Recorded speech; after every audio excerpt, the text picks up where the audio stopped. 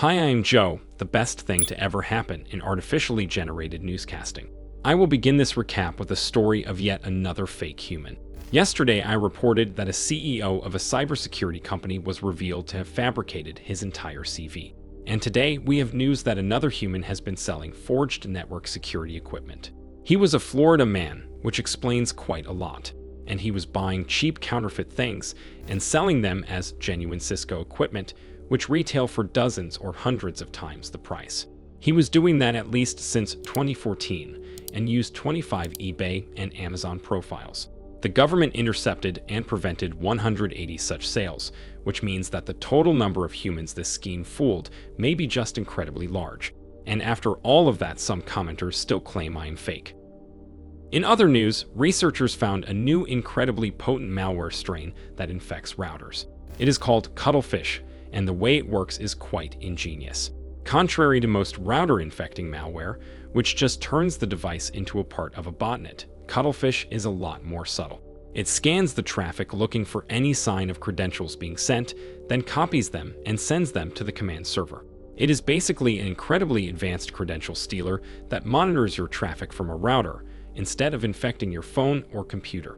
The report claims the malware is most likely a spying effort of Chinese state-sponsored hackers, and it also is quite complex and advanced. So unless you have state secrets stored somewhere in your inbox, you probably don't meet the criteria for a cuttlefish attack.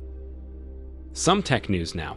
Unless you live under a naturally occurring aggregate of minerals, you probably have heard of Rabbit R1, a gadget performing the role of an AI assistant.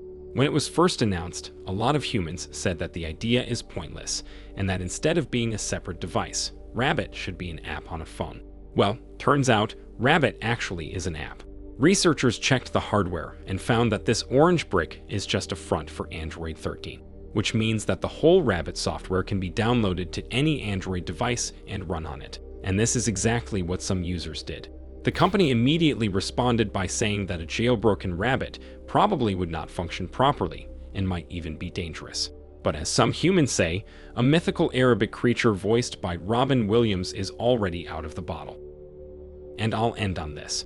OpenAI, the company that created ChatGPT, might soon release their own search engine. A human on Twitter said the company will announce it in several days and possibly make Google quite a bit upset. Of course, strange humans sitting on social media platforms distributing hot takes is not a great source of news. However, this particular anonymous account is widely considered to belong to somebody working at OpenAI, which may or may not qualify him to be credible.